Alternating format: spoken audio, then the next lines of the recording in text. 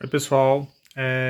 Eu vi nos comentários, no primeiro vídeo que eu fiz sobre o meu aspirador vertical, o Electrolux modelo STK15, uma, um- uma, uma inscrita do YouTube de nome Denise, ela comentou que o dela soltou essa haste, né, que é a haste dele, que você pode usar ele para ou usar ele como portátil, né?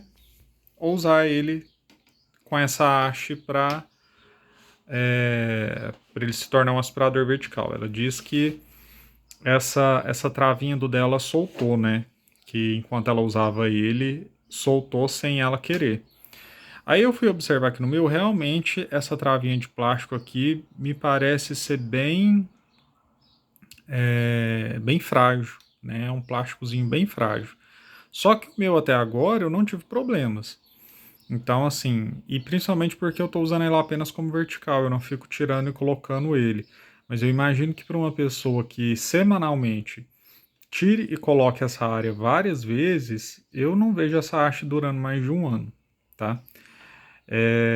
O meu vai ficar sempre travado assim, e até agora eu não tive problema com ele desconectar sem eu querer, tá?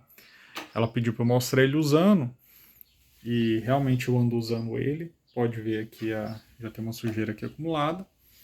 Vou aspirar esses pelos de gato que estão aqui no cantinho. Meu gato estava aqui e ficaram esses pelos. Então vou passar ele aqui só para mostrar ele sendo usado.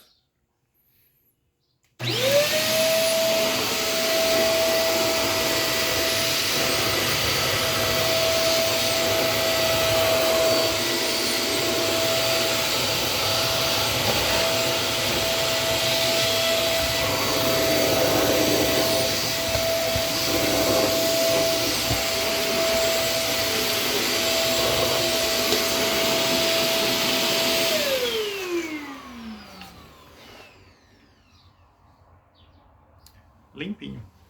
Então, assim, até agora eu não tenho o que falar desse aspirador.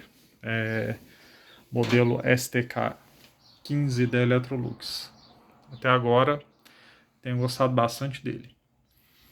Um abraço para vocês e até a próxima.